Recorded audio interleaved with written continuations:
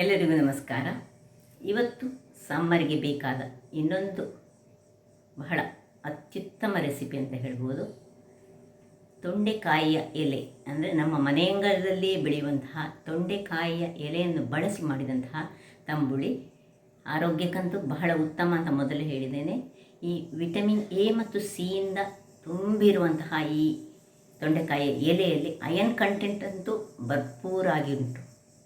ಹಾಗಿರುವಾಗ ಆಯುರ್ವೇದವೇ ಹೇಳ್ತದೆ ಈ ತೊಂಡೆಕಾಯಿ ಮತ್ತು ತೊಂಡೆಕಾಯಿ ಎಲೆಗಳು ಮನುಷ್ಯನ ದೇಹಕ್ಕೆ, ಅದು ಸಹ ಸ್ಕಿನ್ನಿನ ಯಾರಿಗೆ ಪ್ರಾಬ್ಲಮ್ ಉಂಟು ಅಂಥವರಿಗಂತೂ ಬಹಳ ಉತ್ತಮ. ಹಾಗಿರುವಾಗ ಯಾರೆಲ್ಲ ನನ್ನ ಚಾನಲನ್ನು ನೋಡ್ತಿದ್ದೀರಿ, ಯಾರೆಲ್ಲ ಇನ್ನೂ ಸಬ್ಸ್ಕ್ರೈಬ್ ಮಾಡಿಲ್ಲ, ದಯವಿಟ್ಟು ಸಬ್ಸ್ಕ್ರೈಬ್ ಮಾಡಿ ಸಪೋರ್ಟ್ ಮಾಡಿ ಅಂತ ಹೇಳುತ್ತಾ ಬನ್ನಿ ಯಾವ ರೀತಿಯಲ್ಲಿ ಈ ಒಂದು ರುಚಿಕರವಾದ ಹಾಗೂ ಆರೋಗ್ಯದಾಯಕವಾದ ತಂಬುಳಿಯನ್ನು ಮಾಡೋದನ್ನು ನೋಡೋಣ. ತೊಂಡೆಕಾಯಿಯ ತಂಬುಳಿ ನೋಡಿ. ತೊಂಡೆಕಾಯಿಯ ಸಣ್ಣ ಸಣ್ಣ ಎಲೆಗಳನ್ನು ತೆಗೆದುಕೊಳ್ಳೋಣ. ಇದನ್ನು ನಾನು ಈ ಬಳ್ಳಿಗೆ ಒಂದು ಈ ಗಿಡಕ್ಕೆ ಬಳ್ಳಿಯ ರೂಪದಲ್ಲಿ ಬಿಟ್ಟಿದ್ದೇನೆ ನೋಡಿ. ಬಹಳ ಚೆನ್ನಾಗಿ ಬರ್ತದೆ. ತುಂಬ ತೊಂಡೆಕಾಯಿ ಸಹ ಇದರಲ್ಲಿ ಆಗ್ತದೆ. ಸೊ ಯಾರ ಹತ್ರ ಸ್ಥಳದ ಅಭಾವ ಉಂಟು ಅಂಥವ್ರು ಹೀಗೆ ಗಿಡಗಳಿಗೆ ಬಿಟ್ಟುಕೊಂಡ್ರೆ ಸಹ ನಡೀತದೆ. ಒಳ್ಳೆ ತೊಂಡೆಕಾಯಿ ಆಗ್ತದೆ ಇದರಲ್ಲಿ. ಸೊ ಇದರಿಂದ ಈಗ ಒಂದು ರುಚಿಕರವಾದ ತಂಬುಳಿಯನ್ನು ಮಾಡೋಣ. ವೀಕ್ಷಕರೇ, ಇಲ್ಲಿ ನೋಡಿ, ಈ ಎಲೆಗಳನ್ನು ಚೆನ್ನಾಗಿ ತೊಳೆದುಕೊಳ್ಬೇಕು. ಇದರಲ್ಲಿ ಒಂದೊಂದು ಸಣ್ಣ ಸಣ್ಣ ಕ್ರಿಮಿಗಳೆಲ್ಲ ಇರ್ತದೆ. ಚೆನ್ನಾಗಿ ತೊಳೆದು ಇದನ್ನೊಂದು ಹೀಗೆ ನೀರು ಹರಿದು ಹೋಗುವ ಹಾಗೆ ಇಟ್ಕೊಳ್ಬೇಕು ನೋಡಿ. ಹೀಗೆ ಸಣ್ಣ ಸಣ್ಣದಿದ್ದರೆ ಸಹ ತುಂಬ ಚೆನ್ನಾಗಿ ಬರ್ತದೆ. ಈಗ ಇದನ್ನು ಕಟ್ಟಿಂಗ್ ಮಾಡ್ಕೊಳ್ಳೋಣ ಸಣ್ಣದಾಗಿ. ಸ್ವಲ್ಪ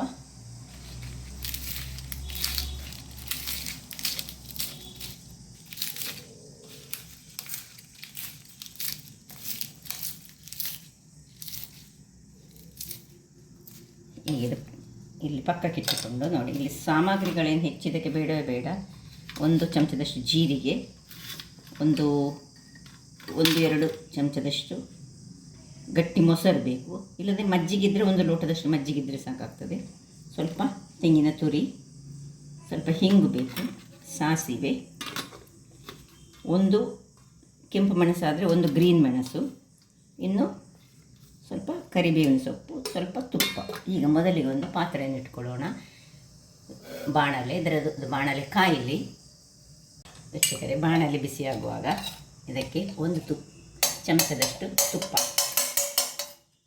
ಹಾಕ್ಕೊಳ್ತಿದ್ದೇನೆ. ತುಪ್ಪ ಹಾಕ್ಕೊಂಡು 1 ಚಮಚದಷ್ಟು ಜೀರಿಗೆ ಹಾಕ್ಕೊಳ್ಳೋಣ. ಜೀರಿಗೆ ಒಳ್ಳೆ ಪರಿಮಳವಂತ ಕೊಟ್ಟು ಮತ್ತು ಆರೋಗ್ಯಕ್ಕೆ ಸಹ ಈ ಸಮ್ಮರ್ ಸೀಸನ್ಗೆ ಹೇಳಿ ಮಾಡಿಸಿದಂತಹ ಈ ಒಂದು ತಂಬುಳಿದು. ಇನ್ನು ತಂಬುಳಿಗಳೇ ಸಮ್ಮರ್ ಸೀಸನ್ಗೆ ಹೇಳಿದಂಥದ್ದು. ಸೊ ಹೆಚ್ಚಾಗಿ ಕರಾವಳಿ ಭಾಗದವರು ನಮಗೆ ತುಂಬ ಸೆಕೆ ಆಗಿರುವಾಗ ಈ ರೀತಿಯ ತಂಬುಳಿಗಳನ್ನು ಮಾಡಿದರೆ, ಇದು ಬೇರೆ ಬೇರೆ ರೀತಿಯಲ್ಲಿ ಮಾಡ್ಬೋದು. ಈಗ ಇದಕ್ಕೆ ಈ ಒಂದು ನಾವು ಕಟ್ ಮಾಡಿಕೊಂಡಂತಹ ಎಲೆಗಳನ್ನು ಹಾಕೊಳ್ತಿದ್ದೇನೆ. ಸ್ವಲ್ಪ ಇದರಲ್ಲಿ ಹಸಿ ವಾಸನೆ ಹೋಗುವವರೆಗೆ ನಾವು ಇದನ್ನು ಹುರಿದುಕೊಳ್ತೇವೆ. ತುಪ್ಪದಲ್ಲೇ ಹುರಿದುಕೊಳ್ಬೇಕು. ಹಾಗಾದರೆ ಮಾತ್ರ ಇದಕ್ಕೊಂದು ರುಚಿ ಬಹಳ ವಿಭಿನ್ನವಾಗಿ ಬರ್ತದೆ ನೋಡಿ. ಇದಷ್ಟು ಹುರಿದಾಗುವಾಗ 1 ಕಾಯಿ ಮೆಣಸು ಒಂದೇ ಸಾಕು. ತುಂಬ ಖಾರ ಇದು ಮಾಡಬಾರ್ದು ಹೆಚ್ಚು. ಮತ್ತು ಸ್ವಲ್ಪ ಹೆಚ್ಚು ಖಾರ ಬೇಕಿದ್ದವರು 2 ಹಾಕ್ಕೊಳ್ಬೋದು ನೋಡಿ. ಇದು ಸಹ ಹಾಗೆ ಇದರೊಟ್ಟಿಗೆ ಈ ಹಸಿ ವಾಸನೆ ಹೋಗುವವರೆಗೆ 2 ಸಹ ಹುರಿದುಕೊಳ್ಳೋಣ.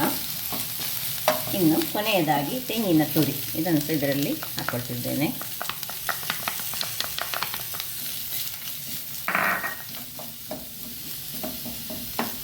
ಇನ್ನು ಚೂರಷ್ಟು ನಾವು ಈ ಹಳದಿಯ ಪುಡಿಯನ್ನು ಇದರಲ್ಲಿ ಸೇರಿಸ್ಕೊಳ್ಳೋಣ. 1 ಪಿಂಚ್ ಮತ್ತು 2 ಕಾಳುಗಳಷ್ಟು ಈ ಪೆಪ್ಪರ್ಕಾರ್ನ್ಸ್, ಒಳ್ಳೆ ಮೆಣಸು ಅಂತ ನಾವು ಕರೀತೇವೆ, ಕರಿಮೆಣಸು, ಇದನ್ನು ಹಾಕ್ಕೊಳ್ತೇನೆ ನೋಡಿ. 4 ಕಾಳುಗಳು, ಹೆಚ್ಚು ಹಾಕ್ಕೊಳ್ಬಾರ್ದು. ಅದರಿಂದಾಗಿ ಈ ಮೆಣಸೆಲ್ಲ ತುಂಬ ಇದಕ್ಕೆ ಕಡಿಮೆಯನ್ನು ಯೂಸ್ ಮಾಡಿಕೊಳ್ಬೇಕು. ಸಾಕು. ಇದು ಆಫ್ ಮಾಡಿಕೊಂಡು ಇದರ ಬಿಸಿಯಲ್ಲಿಯೇ ಈ ಪೆಪ್ಪರ್ಕಾರ್ನ್ಸ್ಗಳು ಅದರಲ್ಲೇ ಫ್ರೈ ಆಗಲಿ. ಇನ್ನೀಗ ಆಫ್ ಮಾಡಿಕೊಂಡು ಇದನ್ನೀಗ ಕೆಳಗಿಟ್ಕೊಂಡು ತಣ್ಣಗಾಗಲಿಕ್ಕೆ ಬಿಡೋಣ. ವೀಕ್ಷಕರೇ, ನೋಡಿ ಎಲ್ಲ ತಣ್ಣಗಾಯಿತು. ಇದರಲ್ಲಿ ನಾನು 10 ರಿಂದ 15ರಷ್ಟು ಈ ತೊಂಡೆಕಾಯಿ ಎಲೆಗಳನ್ನು ತೆಗೆದುಕೊಂಡಿದ್ದೇನೆ. ಇದನ್ನೆಲ್ಲ ಈಗ ಸ್ವಲ್ಪ ನೀರನ್ನು ಹಾಕ್ಕೊಂಡು ಒಳ್ಳೆ ಒಂದು ಫೈನಾದ ಪೇಸ್ಟನ್ನು ಮಾಡ್ಕೊಳ್ಳೋಣ. ವೀಕ್ಷಕರೇ ನೋಡಿ, ಒಳ್ಳೆ ಚಟ್ನಿಯ ಹಾಗೆ ಇದು ಪೇಸ್ಟ್ ಆಯಿತು. ಈಗ ಇದನ್ನು ಪಕ್ಕಕ್ಕೆ ಇಟ್ಕೊಳ್ಳೋಣ. ಇಲ್ಲಿ ಒಂದು ಬಾಣಲೆಯನ್ನು ಇಟ್ಕೊಂಡಿದ್ದೇನೆ. ಇದಕ್ಕೆ 1 ಚಮಚದಷ್ಟು ತುಪ್ಪ ಬಿಸಿ ಆಗುವಾಗ, ತುಪ್ಪ ಬಿಸಿ ಆಗಲಿ, 1 ಚಮಚದಷ್ಟು ಸಾಸಿವೆ ಹಾಕ್ಕೊಳ್ತಿದ್ದೇನೆ. ಕರಿ ಲೀವ್ಸು,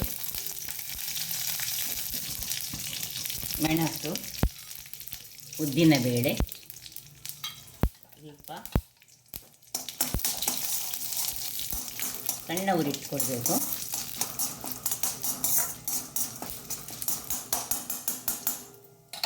ಇನ್ನು ಏನು ಈ ಮಸಾಲೆ ಮಾಡ್ಕೊಂಡಿದ್ದೇವೆ ಇದನ್ನು ಇದಕ್ಕೆ ಹಾಕೋಣ.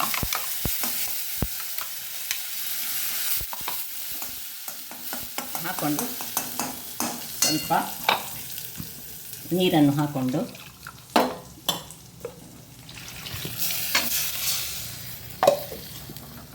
ಸ್ವಲ್ಪ ನೀರು ಮಾಡ್ಕೊಳ್ಬೇಕು. ಇದನ್ನು ಇಷ್ಟಾಗುವಾಗ ಇದಕ್ಕೆ ರುಚಿಗೆ ತಕ್ಕಷ್ಟು ಉಪ್ಪನ್ನು ಹಾಕ್ಕೊಳ್ತಿದ್ದೇನೆ. ಉಪ್ಪು ನೋಡಿಕೊಂಡು ಹಾಕ್ಕೊಳ್ಳಿ. ಒಳ್ಳೆ ಒಂದು ಕುದಿ ತೆಗೆದುಕೊಳ್ಳೋಣ. ಒಂದು ಮುಚ್ಚಳವನ್ನು ಮುಚ್ಚಿಕೊಂಡು ಒಂದು ಸರ್ತಿ ಒಂದು ಕುದಿ ತೆಗೆದುಕೊಳ್ಳೋಣ. ವೀಕ್ಷಕರೇ ನೋಡಿ, ಒಂದು ಕುದಿ ಬರುವಾಗ ನಾನು ಆಗ ಒಗ್ಗರಣೆಗೆ ನನಗೆ ಹಿಂಗೆ ಹಾಕಲಿಕ್ಕೆ ಮರ್ತು ಹೋಯಿತು. ನೀವು ಇಲ್ಲಿ ಬೇಕಿದ್ದರೆ ಈಗ ಮೇಲೆ ಒಂದು ಚೂರು ಹಿಂಗನ್ನು ಹಾಕ್ಕೊಳ್ಬೋದು, ಮರ್ತು ಹೋಗಿದ್ದರೆ. ಇಲ್ಲದ್ರೆ ಒಗ್ಗರಣೆಯಲ್ಲಿ ಹಿಂಗನ್ನು ಹಾಕಿದರೆ ಬಹಳ ಚೆನ್ನಾದೊಂದು ಘಮ ತುಂಬ ಚೆನ್ನಾಗಿ ಬರ್ತದೆ ನೋಡಿ. ಇಷ್ಟ ಆಗುವಾಗ ಇದನ್ನೀಗ ಆಫ್ ಮಾಡಿಕೊಂಡು ಇನ್ನು ತಣ್ಣಗಾಗಲಿಕ್ಕೆ ಸ್ವಲ್ಪ ಬಿಡೋಣ. ಆಮೇಲೆ ನಾವು 1 ಚಮಚದಷ್ಟು ಈಗ ಈ ಮೊಸರನ್ನು ಹಾಕ್ಕೊಳ್ಳಿಕ್ಕುಂಟು. ವೀಕ್ಷಕರೇ ಇಲ್ಲಿ ನೋಡಿ, ತಣ್ಣಗಾಗಿದೆ. ತಣ್ಣಗಾದ ಮೇಲೆ ನಾವು ಈ ಮೊಸರು ಅಥವಾ ಮಜ್ಜಿಗೆ ಹಾಕಿದರೆ ಮತ್ತೆ ಸೊಳ್ಳೆ, ಕಡ್ದದನ್ನು ಹಾಕಿದರೆ ಇನ್ನೂ ಸೊಳ್ಳೆದಾಗ್ತದೆ. ಸೊ 2 ಚಮಚದಷ್ಟು ಹಾಕ್ಕೊಂಡು ಇದನ್ನು ಇನ್ನೂ ಸಹ ಬೇಕಿದ್ದರೆ ನೀರು ಮಾಡ್ಕೊಳ್ಬೋದು ನೋಡಿ. ಇನ್ನೂ ಸಹ ಬೇಕಿದೆ 1 ಚಮಚದಷ್ಟು ಹಾಕ್ಕೊಳ್ಳೋಣ. ಇದು ಮಾತ್ರ ಮಧ್ಯಾಹ್ನದ ಹೊತ್ತಲ್ಲಿ ಇದನ್ನು ನಾವು ಮುಗಿಸಿ ಬಿಡಬೇಕು. ಸೊ ನೀರು ಬೇಕಿದ್ರೆ ಸ್ವಲ್ಪ ಇದಕ್ಕೆ ಬಿಸಿ ತಣ್ಣಗಾದ ನೀರನ್ನು ಸ್ವಲ್ಪ ಹಾಕ್ಕೊಳ್ಳೋಣ ನೋಡಿ. ಸ್ವಲ್ಪ ಕಡಿಮೆ ಆದಾಗ ನೀರು ಮಾಡಿಕೊಂಡು ನಾವು ಮಾಡಿದರೆ ಆಯಿತು. ರುಚಿಯಾದ ಸಮ್ಮರಿಗೆ ಬೇಕಾದ ಒಂದು ತಂಬುಳಿ ರೆಡಿ ಆಯಿತು ನೋಡಿ. ಈಗ ಸರ್ವಿಂಗ್ ಟೈಮ್.